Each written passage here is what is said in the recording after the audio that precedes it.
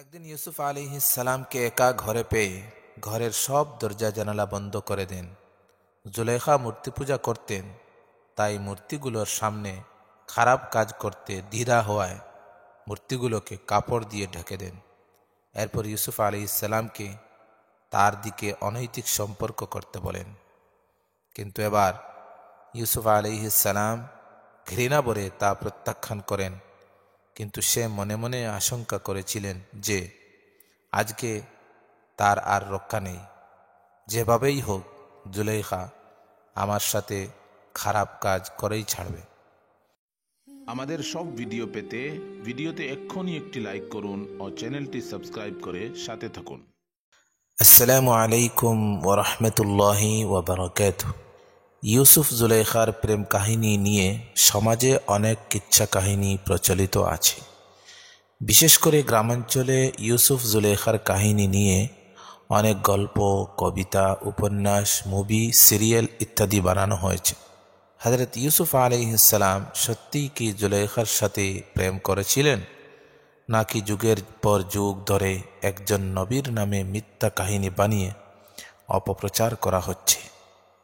কোনো নবী রাসূলদের সম্পর্কে কোনো গল্প কাহিনী শুনে তা যাচাই বাছাই না করে আমাদের বিশ্বাস করা বা এটাকে প্রচার প্রসার করা মুসলমান হিসাবে বিশ্বাস করা উচিত নয়। আজকে আমরা ইউসুফ জুলেখার কাহিনীর সত্য ঘটনা জানব ইনশাআল্লাহ।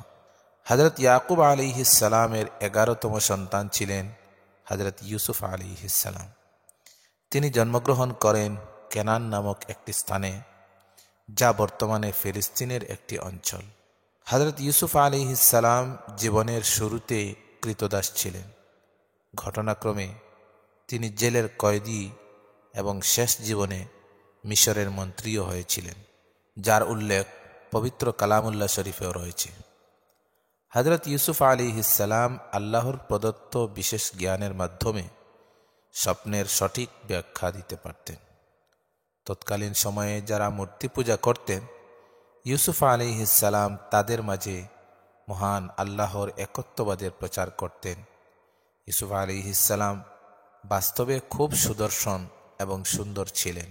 হযরত ইয়াকুব আলাইহিস সালাম পুত্র ইউসুফ আলাইহিস সালামকে খুবই আদর করতেন ও ভালোবাসতেন, যা ইউসুফ আলাইহিস সালামের সৎ ভাইয়েরা সহ্য করতে না পেরে খেলতে নিয়ে যাওয়ার কথা বলে গভীর কূপে ফেলে দেয় হযরত ইউসুফ আলাইহিস সালামকে। আর বাবার কাছে গিয়ে বলে যে তাকে বাঘ খেয়ে ফেলেছে। সেই কূপ থেকে পানি উঠানোর সময় মালিক ইবনে দুবর নামক একজন ব্যক্তির পানি ভর্তি বালতির সাথে হযরত ইউসুফ আলাইহিস সালাম উপরে উঠে আসেন। হযরত ইউসুফ আলাইহিস সালামকে দেখে মালিক খুবই খুশি হন এবং তাকে কৃতদাস হিসাবে বিক্রয় করার জন্য বাজারে নিয়ে যান। হযরত ইউসুফ আলাইহিস সালাম খুব সুদর্শন ও সুন্দর হওয়ায় বাজারে তার দাম আস্তে আস্তে বাড়তে থাকে। অবশেষে মিশরের অর্থমন্ত্রী আজিজে মিশর ইউসুফ আলাইহিস সালামের ওজনের সমান রেশমি কাপড়, মৃগনাভি ও সোনার বিনিময়ে তাকে দাস হিসাবে কিনে নেন। অনেক মুফাসসিরিনদের মতে এই আজিজের স্ত্রী হলেন জুলেখা বেগম, এবং এই জুলেখার সেবা করার জন্যই আজিজ কৃতদাস হিসাবে কিনেছিলেন ছোট্ট বালক ইউসুফ আলাইহিস সালামকে। হযরত ইউসুফ আলাইহিস সালাম এই জুলেখার ঘরেই আস্তে আস্তে ছোট থেকে বড় হয়ে আরও সুদর্শন যুবক হয়ে ওঠেন। জুলেখা হযরত ইউসুফ আলাইহিস সালামের উপর আসক্ত হয়ে পড়েন। তিনি বিভিন্ন আকার ইঙ্গিতে ইউসুফ আলাইহিস সালামকে তার সাথে অনৈতিক কাজ করতে বলেন। কিন্তু ইউসুফ আলাইহিস সালাম আল্লাহর ভয়ে তার সমস্ত কুপ্রস্তাব প্রত্যাখ্যান করতেন এবং জুলেখাকে এই নোংরা মনোভাব থেকে সরে আসতে বলেন। একদিন ইউসুফ আলাইহিস সালামকে একা ঘরে পেয়ে ঘরের সব দরজা জানালা বন্ধ করে দেন। জুলেখা মূর্তি পূজা করতেন, তাই মূর্তিগুলোর সামনে খারাপ কাজ করতে দ্বিধা হওয়ায় মূর্তিগুলোকে কাপড় দিয়ে ঢেকে দেন। এরপর ইউসুফ আলাইহিস সালামকে তার দিকে অনৈতিক সম্পর্ক করতে বলেন।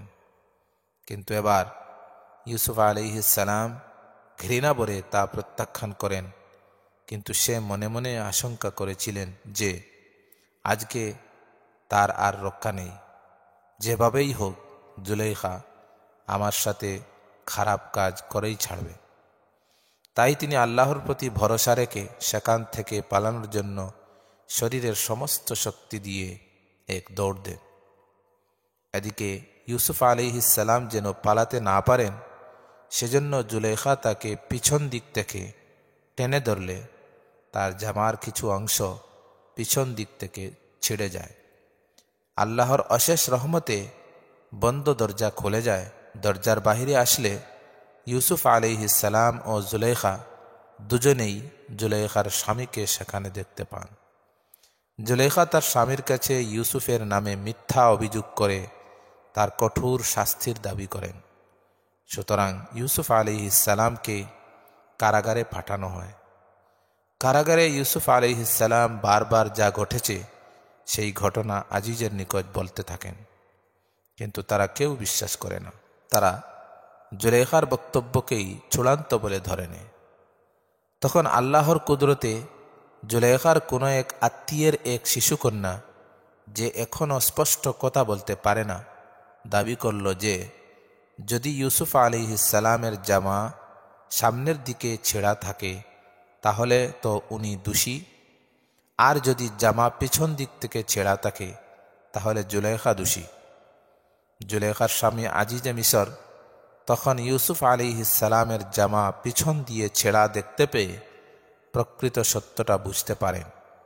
তখন ইউসুফ আলাইহিস সালামকে কারামুক্ত করে দেন আর জুলেখাকে শাস্তির ভয় দেখিয়ে মাফ চাইতে বলেন। প্রকৃতপক্ষে ইউসুফ আলাইহিস সালাম এত সুন্দর ছিলেন যে জুলেখার মহলে আসা অন্য নারীরা ইউসুফ আলাইহিস সালামকে দেখে ফল কাটার পরিবর্তে নিজেদের আঙ্গুল কেটে ফেলেছিল। জুলেখা বেগম সাহেবা পরবর্তীতেও আবারও ইউসুফ আলাইহিস সালামের সাথে অনৈতিক কাজ করার জন্য হুমকি দিয়েছিল, কিন্তু ইউসুফ আলাইহিস সালাম সবসময় জুলেখা ও অন্য নারীদের অনৈতিক কাজ থেকে বাঁচার জন্য দৃঢ়প্রত্যয়ী ছিলেন। জুলেখার এই নোংরা কাহিনীকে কি প্রেম ভালোবাসা বলা যায়? আর যারাই বা বলেছেন তারা কোন বিবেকে বলেছেন? কোন যুক্তিতেই বা একজন নবীর নামে এমন মিথ্যা অপপ্রচার যুগের পর যুগ চালিয়ে যাচ্ছেন? আল্লাহ তাআলা সবাইকে হেফাজত করুন। আজকের মতো এখানেই শেষ করছি। অতি শীঘ্রই পরবর্তী ভিডিও নিয়ে আসবো ইনশাআল্লাহ। আসসালামু আলাইকুম ওয়া রাহমাতুল্লাহ।